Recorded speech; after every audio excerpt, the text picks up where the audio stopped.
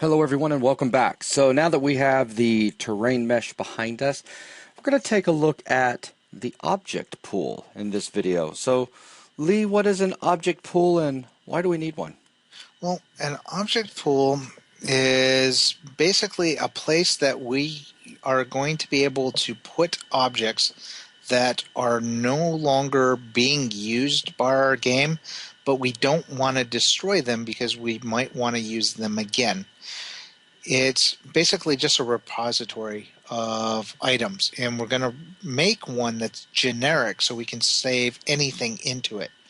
Now, the reason why we need one is mostly a reason of efficiency in terms of speed as well as memory utilization. If you can, an example that I can think of is, say, a first-person shooter. Yeah, projectiles, bullets. Yeah, exactly. Projectiles, bullets, rockets, explosions, whatever you Bullets. have. Let's just pick on a Tommy gun. Just bullets. Yeah, spraying loads and loads of projectiles. Okay, so, we know that memory on a computer is not unlimited. There's going to be a point in which we can no longer create any more objects. So we definitely don't want to go in with the mentality that as long as the player is pulling the trigger, we're going to spawn off an infinite number of bullets. Well, considering the fact that, apart from them running out of bullets in the magazine. But let's say they had a magic Tommy gun that would spit out bullets as long as they held the button down. You wouldn't want to get to the point where you were spawning off tens of thousands, hundreds of thousands, or millions of these things. Well, yeah, because obviously we incur a cost with the instantiation of each one of these objects. Right, and then each one of those objects needs to keep track of its position and whatever else it's got to do. Well, not only that, but once we're done with it and we need to dispose of it, now we've got to wait for the garbage collector to come by and pick it up, well, or dispose of it. But if we have thousands, hundreds of thousands, millions, again, it starts to get expensive. Right. So what if we had a system where, let's say, arbitrarily, we allowed only 200 of these or 250 of these to exist? Now, what we could do is we could have a counter or just a property of a bullet that says, this is how old I am. And basically, what ends up happening is when you fire off that 251st bullet, it looks at that list of bullets and goes, okay, what one is my oldest one? And then it reuses that one. Or let's say you only shoot off 15 bullets. So now you've got 235 other bullets there.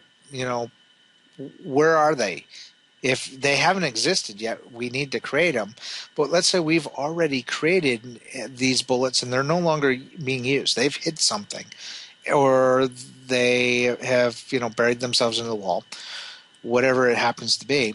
We don't want to destroy those for the reasons we said, because the penalty for instantiating a new one and the garbage collector taking care of them. What if we were going to take these bullets and we put them someplace safe just to hold on to them until we needed them again? And then what happens is we go, hey, we need another bullet. Well, how many bullets do you have? Well, the system says I've only created 220 bullets. Well, hey, why don't you go to this pool and see if there's any bullets available to reuse? You go over there and go, hey, yeah, great, there's some bullets here I can use.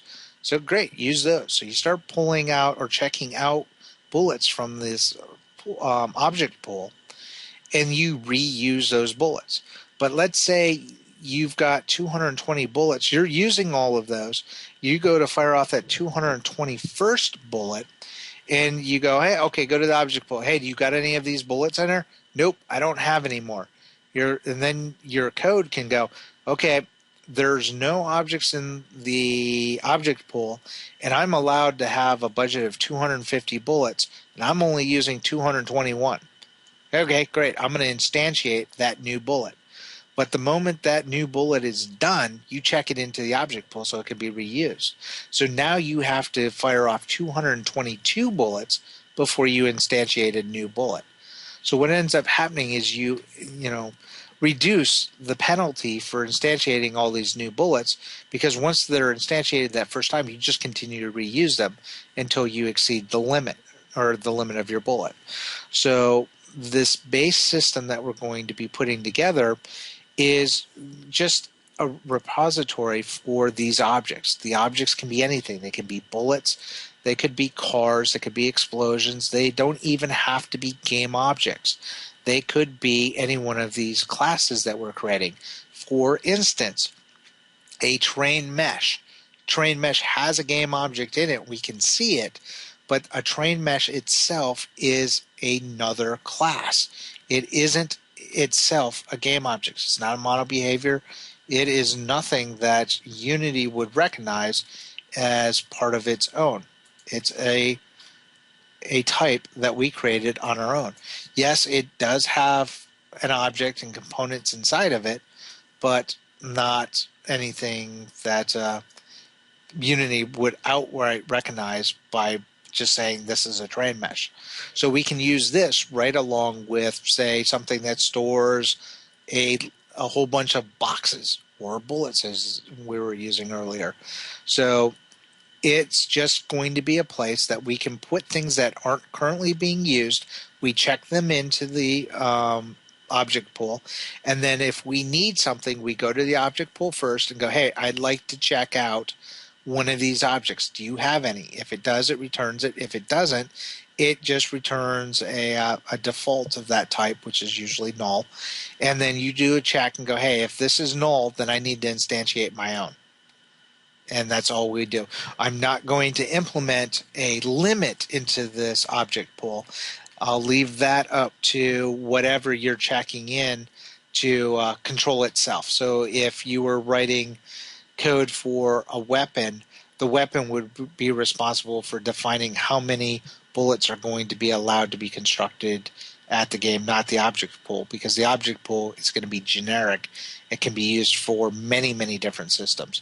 We'll have and pretty much just allow the systems themselves to monitor the amount of objects that they're allowed to instantiate at any given time. We won't, put that on the object pool. So that's just basically a high-level overview. I say that's a good overview and a good stopping point. In the next video, we'll Yep. just get it all coded up and see if we can come up with a simple demo for it. Okay. All right, sound good to you? Yeah. All right, well, with that, that is going to wrap up this video. Thanks a lot.